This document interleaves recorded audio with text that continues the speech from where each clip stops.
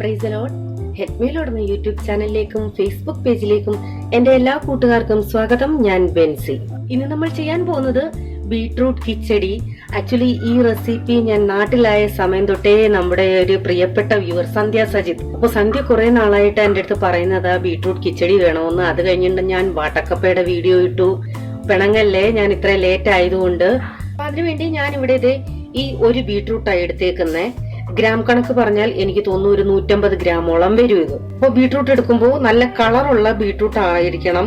അല്ലെങ്കിൽ നിങ്ങൾക്ക് അറിയാലോ, ചില ബീട്രൂട്ട് ഉണ്ട് അകത്ത് വെള്ള കളറിലുള്ള, അത് നമ്മുടെ കിച്ചടിക്ക് കളറ് കിട്ടത്തില്ല. അതുകൊണ്ട് നല്ല കളറുള്ള ബീട്രൂട്ട് എടുക്കാൻ ശ്രമിക്കണേ. ആദ്യം നമുക്കിത് ചെത്തി, ഞാനിപ്പോ ചെയ്യുന്നത് ഇത് രണ്ട് രീതിയിൽ ചെയ്യാം. ഞാൻ ചെയ്യുന്നത് ചെത്തിയിട്ട് ഒന്ന് ഗ്രേറ്ററിൽ വെച്ച് ഒരച്ചിട്ടാ വേവിക്കുന്നേ.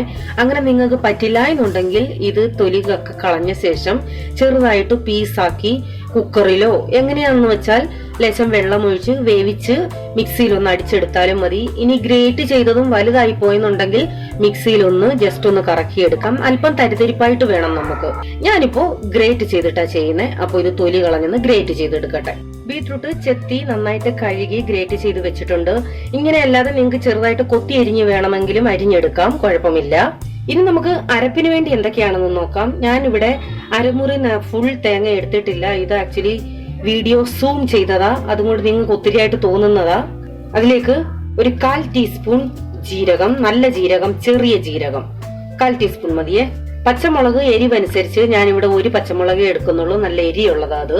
ഒരു 1/2 ടീസ്പൂൺ കടുക്. ആക്ച്വലി ചില നാട്ടിൽ ബീട്രൂട്ട് കിച്ചടിക്ക് കടുക് അരയ്ക്കാറില്ല, എന്റെ വീട്ടിൽ അരയ്ക്കാറുണ്ട്. അപ്പോൾ നിങ്ങൾ ഈ വീഡിയോ കാണുന്ന ആരെങ്കിലും കടുക് അരയ്ക്കുന്നുണ്ടോ ഇല്ലയോ എന്ന് കമന്റ് ബോക്സിൽ ഒന്ന് പറയണേ. ഇനി നമുക്ക് ഇതെല്ലാം കൂടി മിക്സിയുടെ ചെറിയ ജാറിലിട്ട് നന്നായിട്ട് അരച്ചെടുക്കണം. അരയ്ക്കാൻ വെള്ളം അധികം യൂസ് ചെയ്യരുത്. ആവശ്യത്തിന് മാത്രം ലേശം ഒഴിച്ചു കൊടുത്താൽ മതി, അതിന്റെ ആവശ്യമേ ഉള്ളൂ. ഒത്തിരി വെള്ളമായി പോയാൽ നമ്മുടെ കിച്ചടിയും വെള്ളമായി പോകും, അതുകൊണ്ട് അധികം വേണ്ട. പിന്നെ നമുക്ക് വേണ്ട പ്രധാന ഇൻഗ്രീഡിയന്റ് ആണ് തൈര്. ഇതേ കണ്ടോ, ഇതുപോലെ നല്ല കട്ട തൈര് തന്നെ വേണം. തൈര് ഉടച്ച് മോര് പോലാക്കരുത്, വെള്ളമാക്കരുത്. ഇങ്ങനെ കട്ടിയോട് കൂടി തന്നെയാ നമുക്ക് ഒഴിക്കേണ്ടത്. ഈ സ്പൂണ് വെച്ച് തന്നെ ഇങ്ങനെ ഒന്ന്, കട്ട തൈരാണെങ്കിൽ ഇങ്ങനെ ഒന്ന് ഉടച്ചെടുത്താൽ മാത്രം മതി. മിക്സിയിലിട്ട് അടിച്ചെടുക്കേണ്ട യാതൊരു ആവശ്യവും ഇല്ല, അത് വെള്ളമായി പോകും. നമുക്ക് കിച്ചടി ഉണ്ടാക്കാൻ തുടങ്ങാം. ആദ്യം പാത്രം വെച്ചിട്ട് വെളിച്ചെണ്ണ തന്നെ ഒഴിക്കണേ. ഇതിലേക്ക് ഒരു ലേശം കടുക്, വറ്റൽമുളക്, ഒരെണ്ണ ഇട്ടിട്ടുള്ളൂ, കറിവേപ്പില.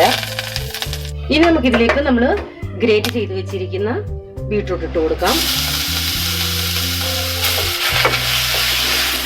ഇനി ഇത് നന്നായിട്ട് വേവണം, വെള്ളം ഒന്നും ഒഴിക്കരുത്. ഈ എണ്ണയിൽ തന്നെ കിടന്ന് വയണ്ട് വേവണം. ഇത് ഇടയ്ക്കിടയ്ക്ക് ഇളക്കി കൊടുക്കണേ. ബീട്രൂട്ട് നന്നായിട്ട് വെന്തിട്ടുണ്ട്. ആ എണ്ണയിൽ തന്നെ കിടന്ന് വെന്തതാണേ, ഒട്ടും അടിക്കൊന്നും പിടിച്ചിട്ടില്ല. ഇനി നമുക്ക് നമ്മൾ അരച്ചു വെച്ചിരിക്കുന്ന അരപ്പ് ഇതിലേക്ക് ചേർത്ത് കൊടുക്കണം.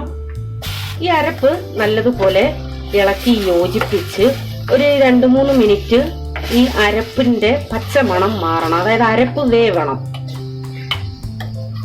അതിനകത്ത് കടുകുണ്ട്, പച്ചമുളകുണ്ട്, ഇതൊക്കെ നന്നായിട്ട് ആ വെന്ത മണം വരണേ. അടിക്ക് പിടിക്കാതെ സൂക്ഷിക്കണം, ഇളക്കി കൊടുക്കണം. നമ്മൾ ഉപ്പ് ചേർത്തിട്ടില്ല, ഉപ്പ് ചേർത്ത് കൊടുക്കാം.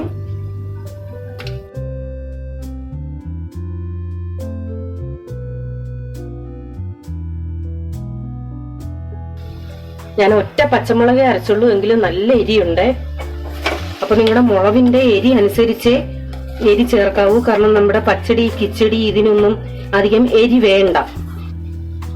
അരപ്പ് നന്നായിട്ട് വെന്തു. ദേ അതിനകത്തുനിന്ന് ആവി വരുന്ന കണ്ടോ, നല്ല വെന്ത മണവും വരുന്നുണ്ട്. ഇനി നമുക്ക്, ഞാൻ തീ ഓഫ് ചെയ്യുക, കാരണം ഈ പാത്രം എന്ന് പറയുന്നത് അടിയിൽ നല്ലപോലെ ചൂട് നിൽക്കുന്ന പാത്രമാണ്. അപ്പൊ നമ്മള് തൈര് ഒഴിച്ചു കഴിഞ്ഞിട്ട് ആ തൈര് പിരിഞ്ഞു പോവരുത്. ഇനി നമുക്ക് തൈര് ഒഴിച്ചു കൊടുക്കണം. ഞാൻ മൊത്തം തൈര് ഒഴിക്കുകയാണേ. എന്നിട്ട് നന്നായിട്ട് ഇളക്കി യോജിപ്പിക്കണം. നമ്മൾ ഒട്ടും വെള്ളം ചേർത്തിട്ടില്ല.